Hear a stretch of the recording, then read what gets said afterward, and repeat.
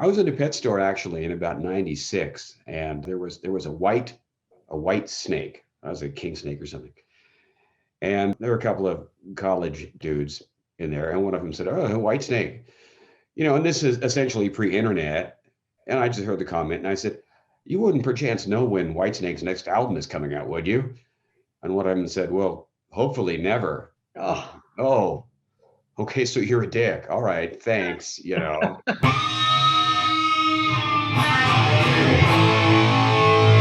Hey, everybody, just me again, Wayne.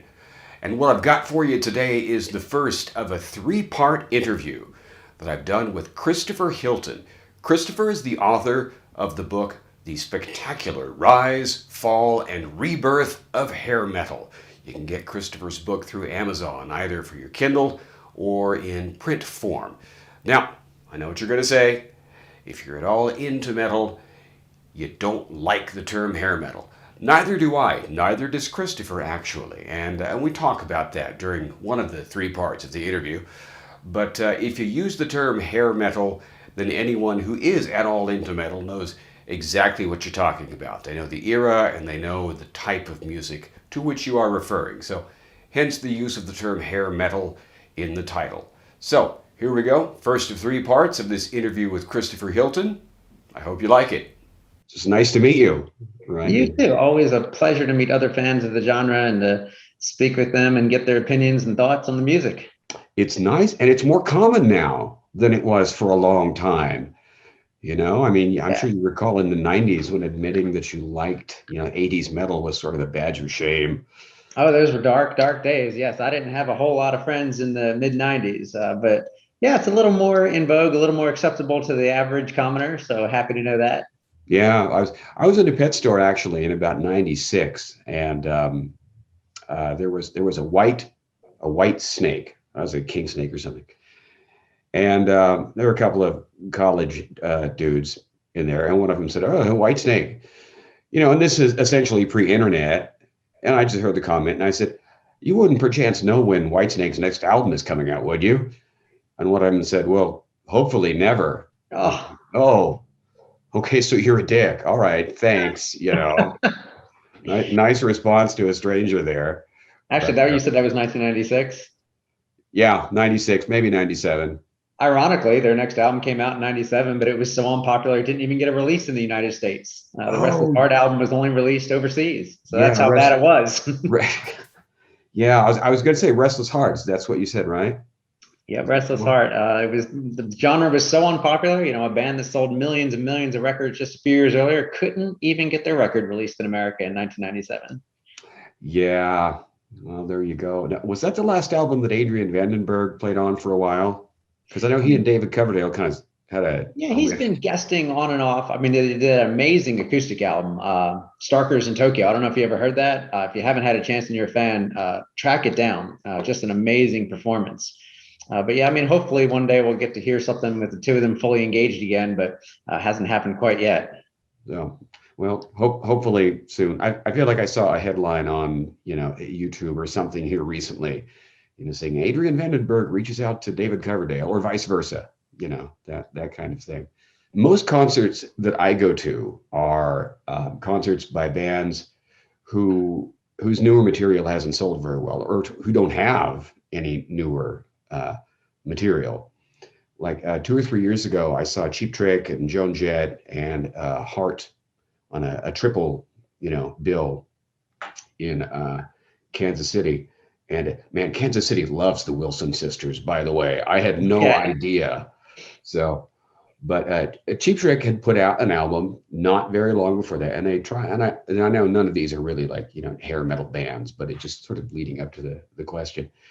And Cheap Trick tried really hard to fit new material into their set, and it just didn't work. People went to the bathroom or went to get another beer or something like that.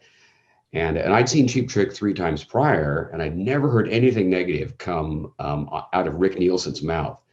But he was blatantly pissed off, and he just, I not to overstate the case, but he bitched ad nauseum for the rest of their set.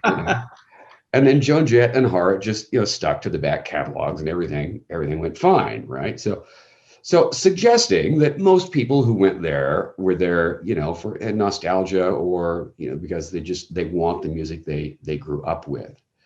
So, and I'm sure that there's some of that in the rebirth of hair metal. Um, but I guess I want to ask your opinion. And I know you talk about this in your book, but what are other factors that you think maybe are playing into this sort of re-rise of this type of music? I mean, it can't all be nostalgia. Well, I think, the rebirth actually goes back quite a ways. And a lot of people have commented on the book casually and said, the rise of hair metal, I get that. The fall, I definitely understand that. And they kind of scratch their heads at the rebirth. They say, I really didn't pick up on that, because basically, hair metal is certainly not as popular or will ever be as popular in all likelihood as it was in the late 80s. But it had fallen so far in the 90s, right, to the point where it was basically extinct. I mean, at least commercially. I mean, there were plenty of bands putting out music, not as many as they were, but for people who knew where to find it, bands were still making music contrary to popular belief. But it had fallen so far in the 90s that it had nowhere to go but potentially back up if it resurfaced at all. By 2000, by the turn of the century, there was a legitimate resurrection of sorts, because most of these bands were down for the count, again, at least commercially.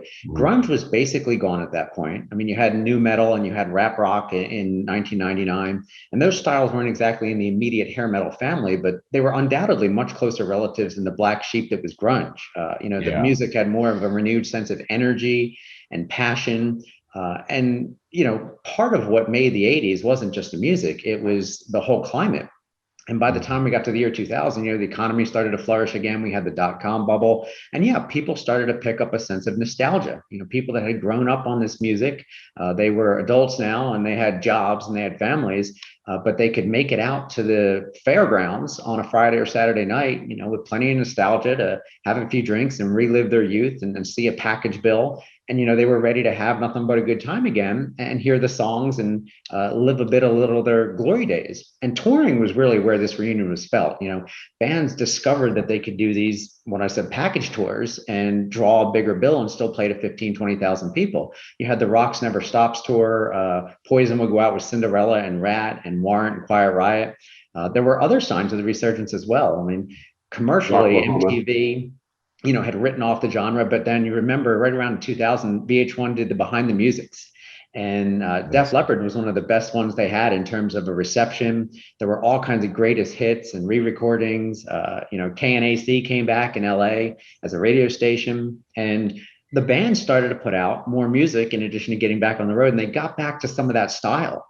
Def Leppard had put out the very, alternative sounding Slang album in the mid 90s, but when they did Euphoria, right around 1999, that sounded more like Adrenalize. Or a band like Motley Crue, who did the super hard and heavy self-titled album in 1994, or the grunge album Generation Swine in 97, they did New Tattoo. And while that wasn't a return to the glory days, in my view, at least it was guitar-based driven, sleazy party rock. And of course, Bon Jovi was there, right? I mean, kind of the band that broke it all open in 1986, at least commercially.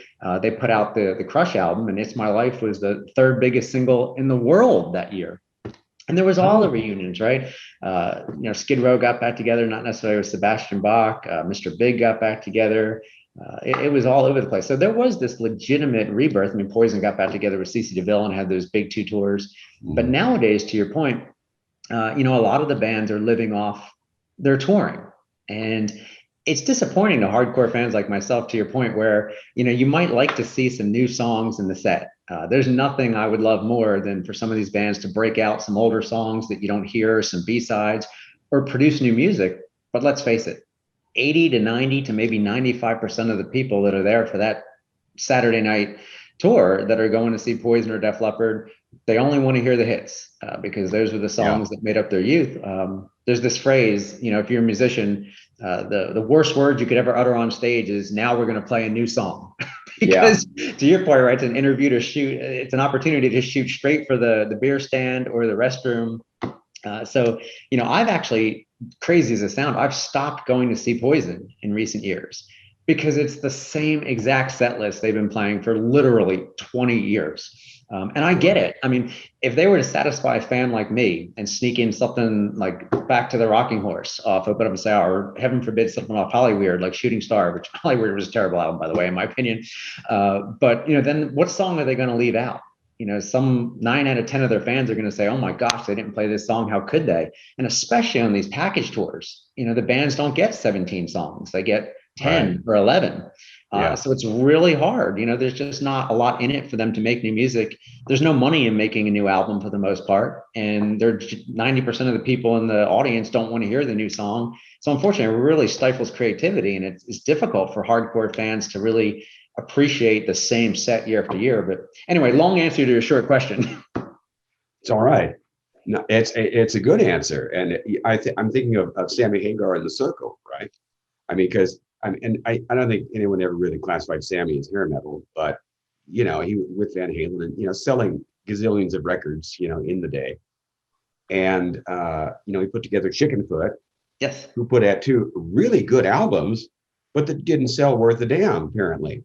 So then he formed The Circle and it's their whole thing is it's greatest hits from beginning to end, And I'd love to go see Sammy in The Circle, actually, but yeah, I think it really speaks to your point, that touring rather than album sales, is the main the main cash. Yeah, I mean, it used to be back in the day, you would tour to support an album, and then it basically became you would put out an album to give people a reason to come see your tour, and then lately, just forget about the new music. There's nothing in it, at least. I'm glad that some of the bands still have some creative juices, but monetarily, there's pretty much nothing there for them. So their money, their bread and butter is going to be on the touring circuit and that's about it. Right. I saw, and neither of these I know is categorized generally as a hair metal band, but I saw both Iron Maiden and Judas Priest on their respective. Well, it wasn't Maiden's most recent tour; it was the one before that, but it was in support of their most recent album. And both those bands played, plenty of material from the new album. And while it didn't get as good a reception as, the hits, it still got a good reception, and they both, A Book of Souls, I think sold more than any Maiden album since Brave New World.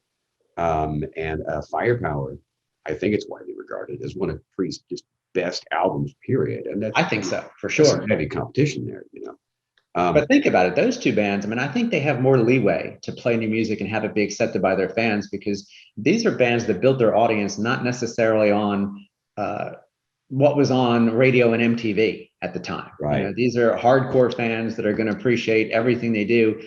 Def Leppard, of course, has very hardcore fans, but it also has a lot of casual fans that were only fans in the 80s.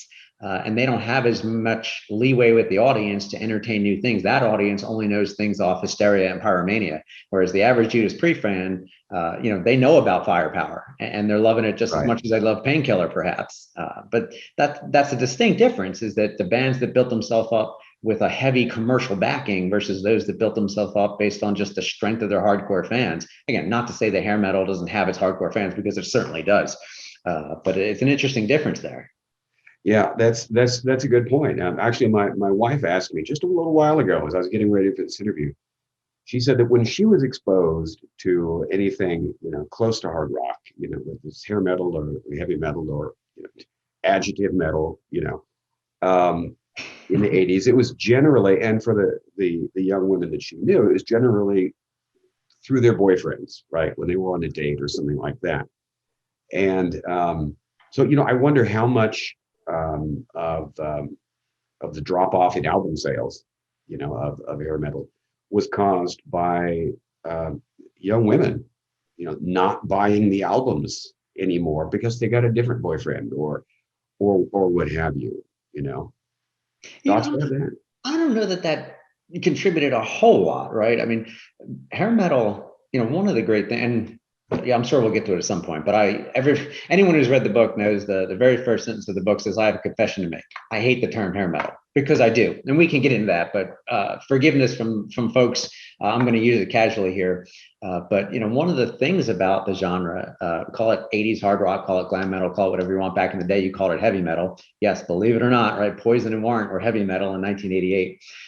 But one of the things that offered to the audience was really an accessibility. And when you talk about the female audience, when you thought about heavy metal historically, and you think about bands like, Black Sabbath or Deep Purple,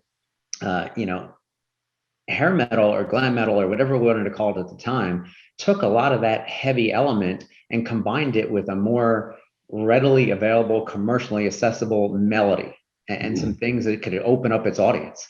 And then, of course, on top of that, especially after Motley Crue's Home Sweet Home in 1985, of course, followed by the billions of power ballads after that, that's when you really got the female audience. Yeah, you're right. I mean, most of the time, if you saw females at a hair metal show before 1986, they were 10 to 20% of the audience. If you looked out on Motley Crue Shout at the Devil tour at the crowd in 1984, it was probably 80% male, maybe even more. By the time you got to the late 80s, it was probably half and half, maybe even skew more. Certainly at a Bon Jovi show, there was more females because the power ballad, really brought them into the fold. That was really the trick, is that if you could write a power ballad, then you doubled your audience, especially since the power ballad basically ensured that you had airplay on top 40 radio and, most importantly, MTV, which in a non-internet age was the only vehicle or avenue for exposure for these bands. So it was a big deal to be able to draw in the females. There we go, the first of my three-part interview with Christopher Hilton, author of The Spectacular Rise, Fall, and Rebirth of Hair Metal. If you liked this video, be sure to give it a thumbs up, okay? Subscribe. Ask your brother to subscribe. Hail strangers on the street. Ask them to subscribe. Doesn't matter who. But anyway, I hope you enjoyed this video. If you have questions or comments, by all means, put them in the comment section below. All right, thank you very much for watching. Come back for part 2. Talk to you soon.